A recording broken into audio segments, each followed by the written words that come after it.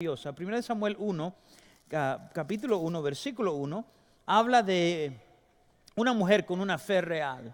Ana se llama. Si usted se llama Ana, a usted le pusieron el nombre de esta mujer en la Biblia. Ana o Hannah, como sea, todo sale de este nombre. Y hemos hablado de la fe. Hablamos el primer domingo que abrimos este tema con el hecho de que la fe siempre toma riesgos. La fe se arriesga. Siempre demanda que tomemos un paso que si Dios no interviene y Dios no obra, no va a funcionar. Y vimos en Hebreos 11. Después hablamos de que la fe siempre obra. Fe sin obras está muerta en sí, dice la Biblia. Tiene que haber un acto de obediencia. Después, tercero, vimos que la fe se decide. La semana pasada dijimos que muchos estamos entre dos opiniones. Y el Señor dice, quiero que seas o frío o caliente, pero no seas tibio. Es tiempo de decidir. Para muchos, la semana pasada fue un día de decisión. Pero hoy quiero que veamos la fe familiar. Yo creo que la fe comienza en casa. Y la verdadera fe, honestamente, influye al hogar.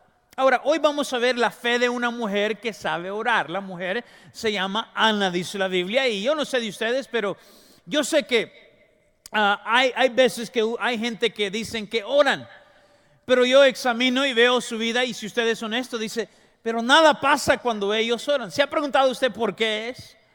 Pero hay veces que otros oran y cosas increíbles, inexplicables suceden en sus vidas. O como respuesta a sus oraciones en las vidas de otros. Y es increíble. Y uno dice, ¿cuál es la diferencia? ¿Qué es lo que hace la oración de uno tan potente y la de otro tan insignificante? Bueno, aceptamos nosotros en la palabra de Dios hoy el papel de un hombre, de un padre. Yo creo que a veces predicamos y es correcto. La Biblia dice que el hombre, es la cabeza del hogar. Pero ¿cuántos aquí también saben que no tenemos que leerlo? Usted y yo lo sentimos desde temprana edad de que aunque papá es cabeza del hogar, mamá es el corazón del hogar. Ella es la que siente, ella es la que muchas veces Dios usa para ayudarnos a sentir estas cosas de las que hablamos. Y a veces nos preguntamos, y a veces le preguntamos a una mujer, le decimos, ¿qué hace? Y ella dice, yo soy, dice, mamá, yo soy ama de casa. Y a veces la respuesta es como quien dice, solamente soy mamá. Y le quiero decir algo. La verdad es que si lo puedo decir yo hoy fuertemente, no lo voy a decir suficiente fuerte. Quiero decir sin titubear y con una gran convicción que no hay persona con tanta influencia y no hay un papel tan poderoso y no hay una categoría de personas, digámoslo así, tan poderosa como una madre. La verdad es que conocemos aquí en la Biblia la influencia de una mujer, una mamá. Su nombre es Ana. Y la Biblia dice que su nombre significa gracia. Y si usted lee la historia, es increíble la gracia de Dios evidente en su vida. Este año estamos aprendiendo a vivir por gracia. Y la Biblia dice que esta mujer vivía en circunstancias no eran las más óptimas, no eran las más quizá mejores de las que usted se pudiera imaginar. Por ejemplo, la Biblia dice que su esposo Elcana y ella vivían en tiempo donde la poligamia, esta idea de tener más de una mujer, se toleraba. Ella, dice la Biblia, vivía en su hogar con su esposo y su esposo tenía otras mujeres y estas mujeres tenían hijos, pero ella no tenía hijo, dice la Biblia. Y la palabra de Dios dice que una de las mujeres era adversaria. Nadie le pone a su hija Penina. La Biblia dice que se burlaba de Ana por no tener hijos. Y ella, dice la Biblia, deseaba un hijo más que nada. Y le oró al Señor. Y el Señor, dice la Biblia, oyó su oración y le dio a un hijo. Y le puso Samuel. Samuel quizás es uno de los personajes más importantes de toda la Biblia. Definitivamente es el más importante entre Moisés y David.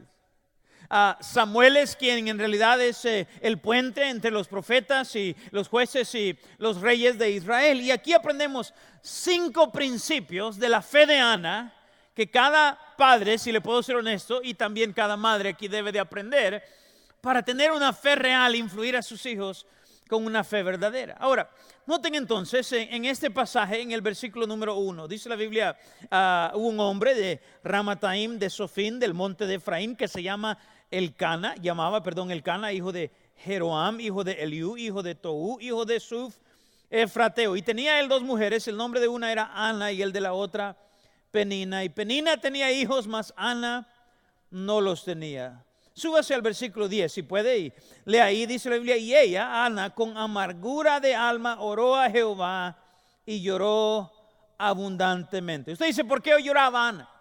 ¿Cuál es la razón? Por aquí en el versículo, si usted lee, ella, dice la Biblia, empieza ayunando y orando, y la Biblia dice en el versículo 8 que viene su esposo y le dice, Ana, le dice, ¿por qué lloras? ¿Por qué no comes? ¿Por qué está afligido tu corazón? Y la Biblia dice que la razón por la que ella estaba afligida de corazón es porque Dios le había dado un instinto, un deseo de ser madre. ¿Cuántos aquí entienden?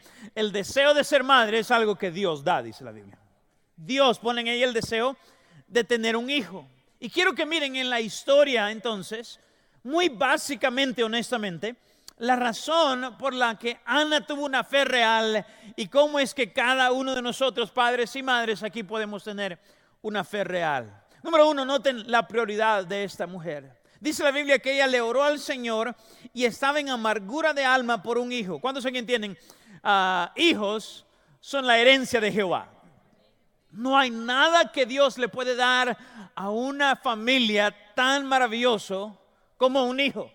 Quiero leerle en primera el libro de Salmos, Salmos 123, 27, versículo 3, dice, he aquí, eso quiere decir, esto es por cierto, dice, herencia de Jehová son los hijos. Cosa de estima, dice, el fruto del vientre. Yo creo que las mamás lo saben, pero la Biblia dice aquí, los hijos, dice, los hijos que Dios, dice, nos ha dado, son una bendición de Dios para nuestras vidas. Se dice, esto es muy básico, yo lo sé, pero algo raro está pasando en Estados Unidos. No sé si se ha fijado, pero muchos hoy, especialmente mujeres, parece ser que rechazan el deseo de ser madres, el instinto que Dios les ha dado, y prefieren mejor tener carreras y cosas y carros y vacaciones. Si no me cree, cuando ustedes se han fijado ahí en el trabajo, cuántas veces la gente tal vez admira a alguien, sea hombre o mujer, dicen, oh, ¿cuántas casas tienes? ¿Cuántos carros tienes? ¿Cuántos lugares has visitado? Oh, y se impresionan. Pero cuando alguien dice, ¿cuántos hijos tienen? No es oh, sino que es oh. Y algo ha pasado inconscientemente en el corazón de muchos de nosotros. Hemos llegado nosotros a pensar mal de que alguien tenga hijos. Hermanos, ¿no es eso contrario a lo que dice la Biblia? Hijos son herencia de Jehová. El mismo Salmo, en el Salmo 128, habla del hombre bendecido. Y dice esto en el Salmo 128, capítulo 3. Dice, tu mujer será como vid que lleva fruto a los lados de tu casa. Tus hijos como plantas de olivo alrededor de tu mesa. Hay algo malo en Estados Unidos cuando la gente piensa mal de tener hijos. Y hay algo malo, queridos amigos, en nuestra nación, cuando una generación de creyentes aún han llegado a pensar que los hijos que Dios nos ha dado son una carga a nuestras vidas. Quiero decirlo en esta mañana, la Biblia dice que los hijos son bendición del Señor, dice la Biblia. Y debemos de considerarlos así. La gente dice, ¿cómo cuestan los hijos? ¿Puedo decir algo? Los hijos no cuestan. Los hijos nos bendicen. Un hombre rico pierde, deja todo su dinero. ¿Cuánto dejó? Dicen. Y la respuesta es siempre la misma. Lo dejó todo. Pero yo me voy a llevar a todos mis hijos conmigo al cielo. Los hijos hacen al pobre rico. La palabra de Dios es clara que son herencia de Jehová. ¿Le puedo decir esto? Yo no cambiara a mis hijos por millones. Usted dice, ¿qué precio se le puede poner? La respuesta es, no hay precio. ¿Qué precio, dice la Biblia, se le puede poner a una alma? Y hay algo malo cuando una generación piensa que es algo malo tener hijos. Y hay algo peor cuando una generación piensa que es malo, oigan bien, tener hijos y que es bueno matar a un bebé en el vientre de su madre. Quiero recordarle en esta mañana que el aborto es un pecado y es una abominación a Dios. Por lo cual Dios promete juzgar a una nación. Nos preocupan a veces problemas que a Dios no nos preocupan en la nación, mientras que no nos preocupan las cosas que Dios promete maldecir en una nación. Déjeme decirle que si una nación tiene muro, no tiene muro, si una nación, oiga bien, paga bien o no paga bien, nunca va a encontrar usted en la Biblia que eso le interesa a Dios. Pero que una nación mate a sus hijos, Dios dice, esa nación le va a ir mal, promesa de Dios. Y tenemos que reconocerlo esta mañana. Mi corazón duele a veces por las familias y las mamás que en su corazón dicen, yo quiero tener hijos y no pueden. Es algo duro, es difícil, es una carga que nadie más la puede llevar. Pero tengo, y a veces yo, muy poca simpatía y no entiendo cuando hay familias que las pueden tener y no quieren. La verdad es que la Biblia dice que Ana entendía, dice la Biblia, la prioridad de los niños. Mami, papi, ¿entiende usted que los hijos son la más grande bendición que Dios le ha dado a usted? Herencia de Jehová, cosa de estima, es algo bueno. En la familia cristiana, sí, en el país en el que vivimos, debe de entender, dice la Biblia, cada uno aquí, que los hijos son herencia del Señor. Pero no solo dice la Biblia una mujer que entendía la prioridad de Dios. Ahí empieza la fe, reconociendo que no hay nada tan maravilloso en su hogar, en su casa, como sus hijos. Pero número 2, noten que ella pedía a Dios, oraba al Señor por sus hijos. Dice el versículo 10, ella, hablando de Ana, con amargura de alma, oró a Jehová y lloró abundantemente. La pregunta es, ¿cuándo y cómo debemos de orar por nuestros hijos? La palabra de Dios supone que si usted entiende que los hijos son una bendición de Dios, también entiende qué voy a hacer con ellos. Yo recuerdo como si fuese ayer el día que mi esposa, la verdad, yo supimos que Dios nos había dado a nuestro primer hijo y hija, en este caso Isabel, y me acuerdo que lo primero que empezamos a hacer es oramos y caímos de rodillas. Señor, ayúdanos con nuestro hijo o hija. No sabíamos en ese momento, y yo quiero decirle que esta mujer, dice la Biblia, reconoció la necesidad de orar por sus hijos. Y la pregunta es, ¿cuándo se empieza a orar por sus hijos? Y la respuesta es, el tiempo de orar por ellos es aún antes que nacen. Aquí a las parejas y a los jóvenes que aún no casados les digo, aún antes de su concepción, antes de casarse, ora por tus hijos. Dile, Señor, te pido por ellos. Ella oró por su hijo. Y la Biblia dice que porque ella oró, Dios se lo dio. Y la Biblia dice que contestó su oración. Y su nombre le puso Samuel. Samuel. El nombre Samuel quiere decir Jehová oyó.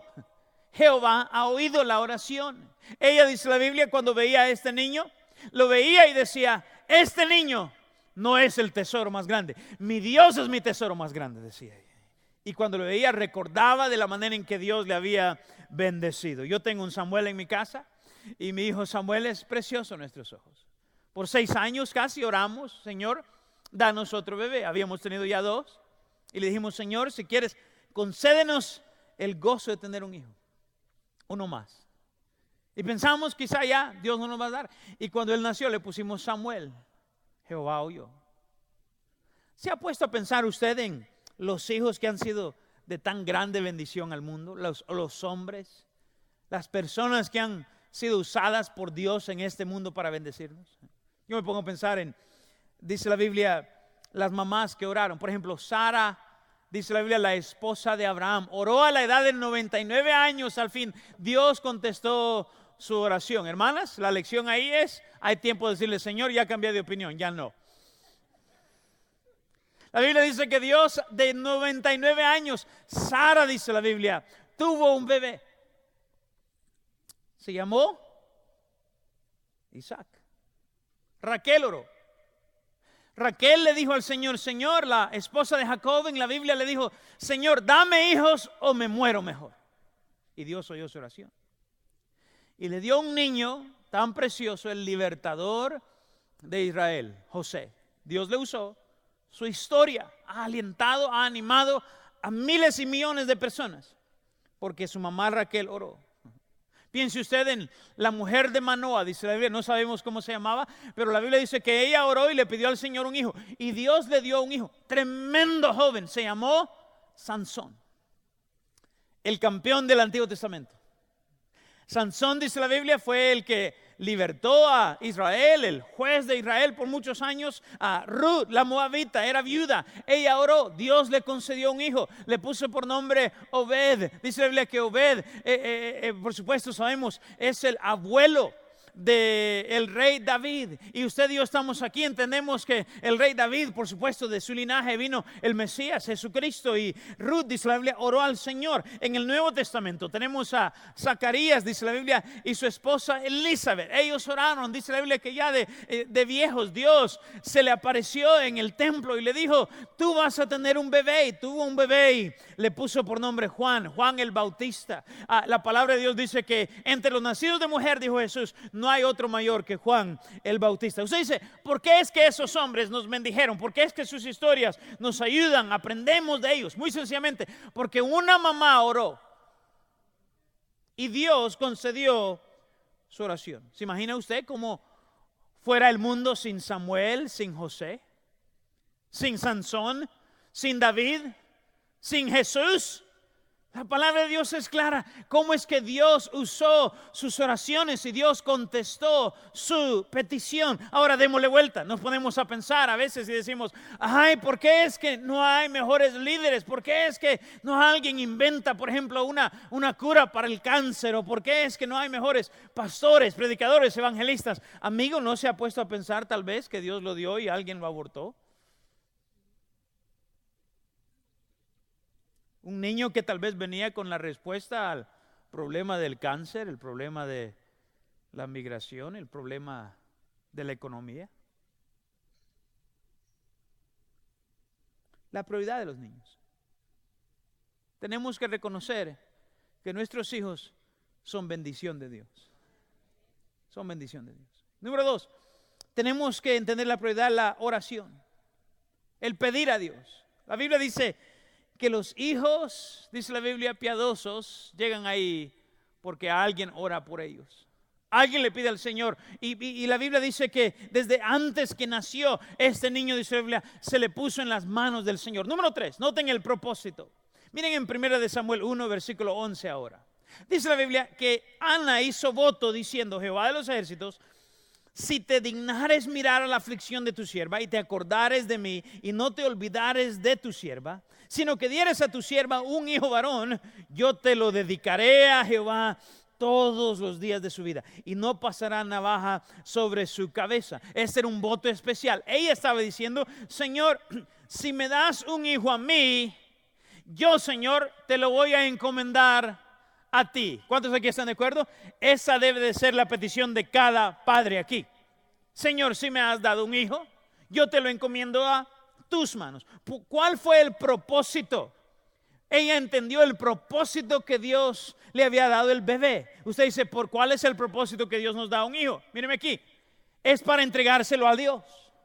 Es para que su vida glorifique al Señor. Es para que Él sea un instrumento en los ojos de Dios. Ella dijo, Dios, si me lo das a mí, Señor, yo reconozco que ese niño es regalo de ti y Señor, yo voy a ser como de todo lo demás, mayordomo, voy a ser yo un día, voy a dar cuentas por este niño, así que Señor, lo mejor que yo puedo hacer con este niño es ponértelo, encomendártelo en tus manos. Y ella dice la Biblia, ora y Dios se lo da, y ella le dice, Señor, si me lo das, yo te lo voy a dar de regreso a ti. Un padre creyente reconoce que sus hijos son un don de Dios. Pero más que un don de Dios, herencia de Jehová, reconoce que Dios nos los da para que nosotros se lo encomendemos a Él. Ahora yo le voy a hacer una pregunta a los padres aquí. ¿Cuál es el propósito de sus hijos?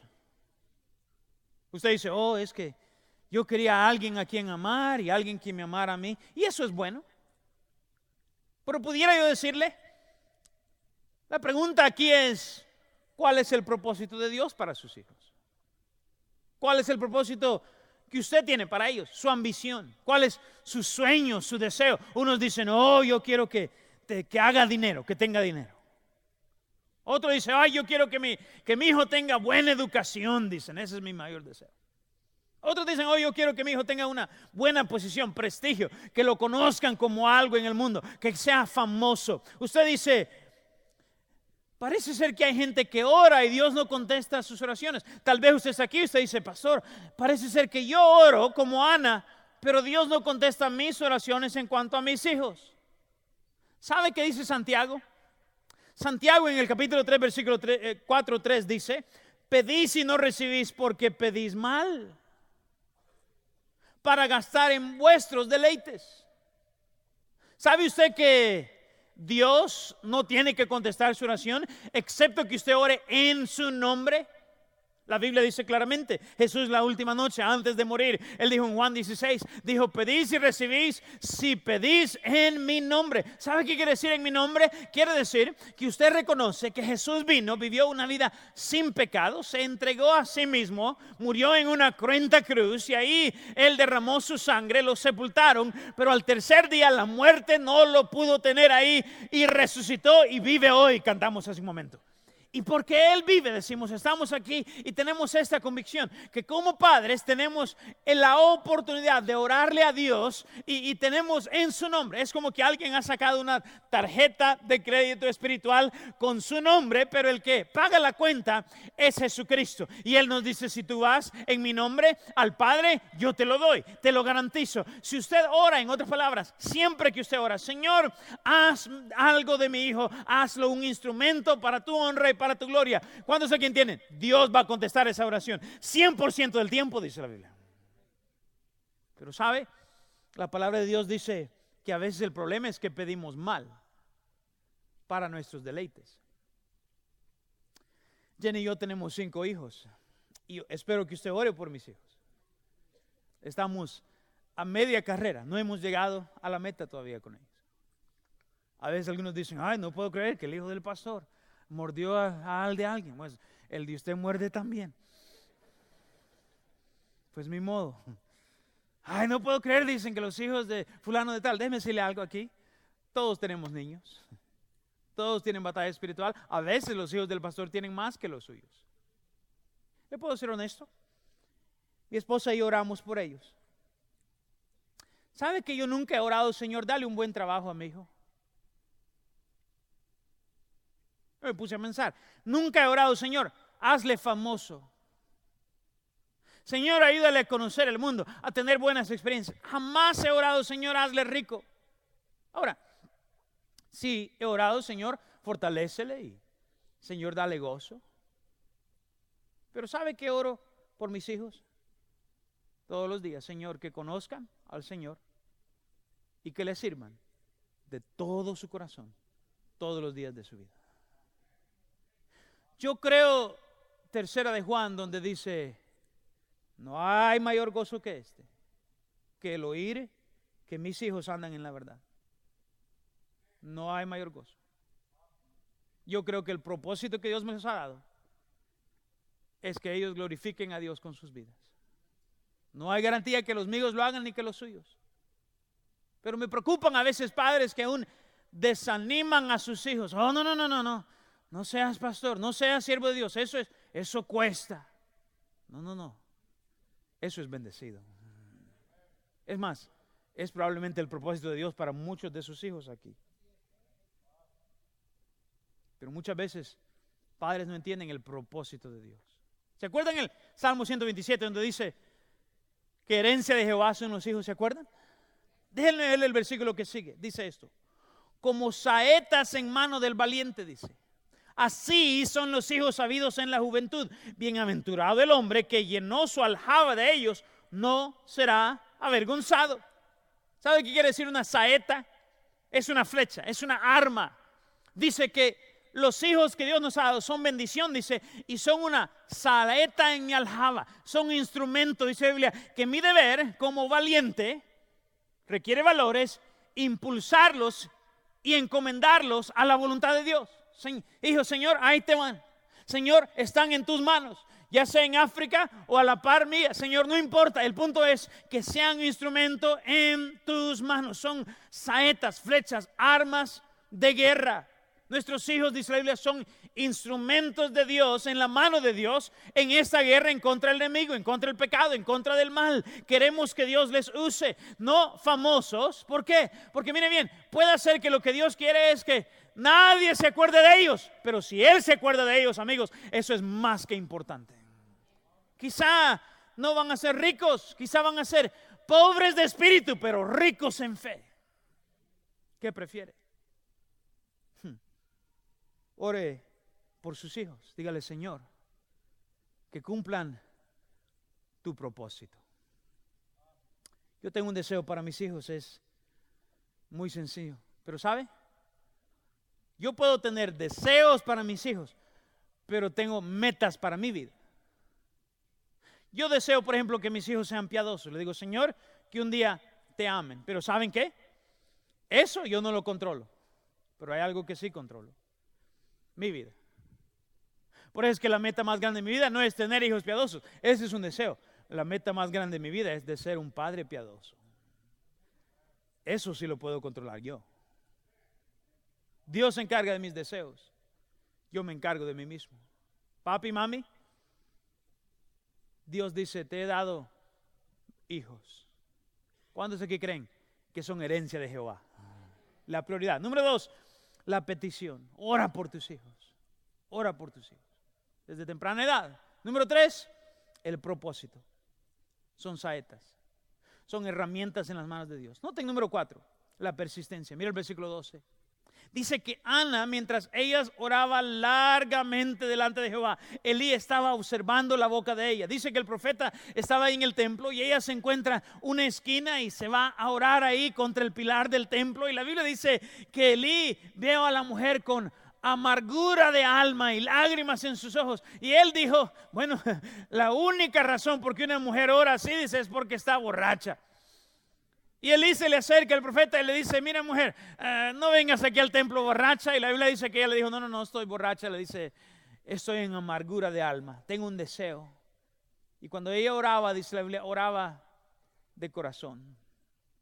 Y la Biblia dice que Elí le respondió, versículo 17, ve en paz, el Dios de Israel te otorgue la petición que has hecho. Y ella dijo, haya tu sierva gracia delante de tus ojos. Y se fue la mujer por su camino y comió y no estuvo más triste. Ella oró por su hijo. Y la Biblia dice que ella oró de una manera tan ferviente y persistentemente. Persistió en oración. Cada año, dice la Biblia, la gente iba al templo y pensaban, oh, es semana de fiesta. Ella pensaba, oh no, qué bueno. Es día de oración, es mi oportunidad de entrar al templo, de rogarle al Señor, Señor, concédeme un niño. Ella entra, ella ora, dice la Biblia, y si usted quiere bendición, lea, no hoy, sino más adelante, el capítulo 2 de Primera de Samuel. Es una oración de Ana después que Dios le concede un hijo. Y yo leo esa oración y digo, si yo conociera a una mujer como Ana y yo fuera con ella, yo le dijera, hermana, ore por mi necesidad, ore por esta situación, ore por este problema. Yo doy gracias a Dios. Me puse a pensar esta semana, hace 10 años, este mes que viene, mi madre se fue con el Señor. Tuvo una muy corta batalla con el cáncer y yo tuve una de las más ricas bendiciones en mi niñez. No solo de tener un papá cristiano y un hogar cristiano, sino de tener una mamá que sabía orar. Me acuerdo de un martes como cualquier otro día, cuando parecía que ella se iba a ir con el Señor. Estábamos ahí yo y mi esposa y mi hermana y mi cuñado y mi padre. Llegó mi pastor ahí, se sentó al lado de su cama y estaban hablando y le preguntó, le dice, ¿cómo le hiciste para que este muchacho, hablando de mí, me dice, para que él sirviera al Señor? Y ella se le quedó viendo y le dijo, yo solo oré. Yo le garantizo que mi mamá está en el cielo. la verdad es que yo no lo digo porque era una buena mujer. Lo digo porque era una mujer que conocía a su Dios. Era muy obvio para mí desde mi niñez que mi mamá era salva. Mi mamá hablaba con Dios. A veces yo me acuerdo, yo oraba y, Señor, bendice los alimentos y los misioneros y las moscas que no se coman la comida. Amén. Pero mis recuerdos más tiernos en la vida fueron de mi madre orando. Y cuando ella oraba, les quiero decir algo, ella hablaba con Dios. Se conectaba con el Señor. Era muy obvio que le conocía. Ahora tengo el privilegio de vivir con una mujer que de igual manera sabe orar por mis hijos. Y les digo, qué bendición es para ustedes tener una madre que sabe orar. Les puedo decir que yo estoy aquí parado ante de ustedes por las oraciones de mi madre. Y les digo a todas las madres aquí presentes, yo no sé cuál en este momento es la condición de sus hijos. No hay duda que nadie lo sabe y nadie lo siente más que usted. Y le quiero decir a usted, querida hermana, nunca deje de orar por ellos. No se rinda. Sea persistente. Usted dice, hermano, usted no sabe qué oscura, qué difícil, qué imposible parece la situación, qué lejos están del Señor. Querida hermana, persista en oración. Dios escucha la oración de una madre. Aguarda, Jehová, dice el Salmo. Esfuérzate, aliéntese tu corazón. Sí, espera a Jehová. Criar a los hijos en el siglo XXI, hermanos, es como subirse a un buey. Hay que agarrarse y hay que aferrarse y hay que, ¿verdad?, orar, y a cada rato parece ser que hay otra turbulencia. Y si usted tiene un hijo que está lejos del Señor, un pródigo le llamamos, siga orando, ore hasta que Dios conteste su oración, dice la Biblia. Usted dice, pastor, ¿qué si yo no puedo tener hijos? A usted le digo, hermana, ore como Ana. Usted dice, ¿y si oro como Ana, me lo va a dar Dios? No necesariamente, pero el plan de Dios para ella, dice la Biblia, es que Dios le iba a dar un hijo, y tal vez es el plan de Dios para usted. Algo sí le voy a decir, Dios le puso un deseo en su corazón de orar por hijo, y Dios no le va a dar un deseo que no le va a saciar. La oración que llega al cielo, siempre digo yo, es la que empieza en el cielo, y si Dios le pone ese deseo de orar, Dios, dice la Biblia, le va a conceder las peticiones de su corazón. Y si ora, Dios le va a mostrar, si no la contestación, le va a mostrar en su corazón lo que usted debe desear en su corazón. Si Dios le ha dado hijos, déjeme decirle, no deje orar por ellos. La prioridad de los niños, la petición por los niños, el propósito de los niños y la persistencia en oración. Pueden ver una vez más una cosa más conmigo. Yo le voy a llamar la persuasión. ¿Qué influencia más poderosa es la de una madre sobre un hijo? Ahora, papi, hermanos, nosotros, yo creo que yo influyo a mis hijos. Pero le voy a decir algo. Mamá hace la impresión más profunda y eterna que nadie. La verdad es que especialmente en la niñez, los niños, cómo aprenden de su madre. Pablo, cuando le hablaba a Timoteo, le decía, trayendo a la memoria la fe no fingida que hay en ti, le dijo, la cual habitó primero en tu abuela Loida y en tu madre Eunice, y estoy seguro que en ti también. Yo creo que yo influyo en mis hijos un poquito.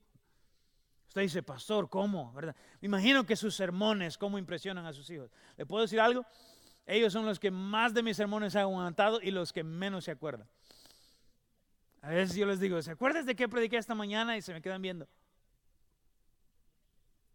Me dice, me acuerdo del chiste. Me acuerdo que hablaste de Samuel. La verdad es que yo trato de influir a mis hijos. Pero saben, los que los influirá más es mi esposa. Es más, la verdad es que a veces como padre yo influyo mal a mis hijos si yo digo una cosa y hago otra. Yo creo que no hay nada que hace daño tanto a los hijos como un padre que es inconsistente. Pero la influencia de una madre. Yo miro a mis hijos cuando tienen necesidades. Cuando están pequeños es la mona, ¿verdad? Mami, Samuel le quitó la cabeza a la muñeca. Pero saben, no se nos quita. Le preguntaron a hombres mayores de 50 años, la encuesta, ¿a quién acudes tú si tienes mamá y papá? 77% de los hombres dicen que primero quieren hablar con su mamá. 23% dijeron, yo primero prefiero hablar con mi papá. Yo miro a mis hijos venir a ella y usted dice, y yo me pregunto a veces, ¿por qué no vienen conmigo teniendo yo tanta sabiduría, inteligencia? Pero nada influye como una madre. Miren 1 Samuel 1:21 ahí.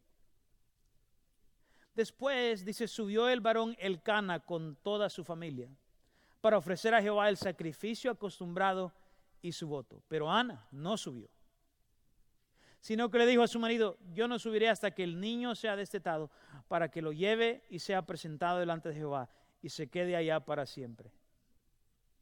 Ella dijo, no voy a darle estos momentos importantes a otra cosa. Le dijo a su esposo, mira, tú sube, tú ve a la fiesta. Le dice, yo voy a quedar aquí con el niño.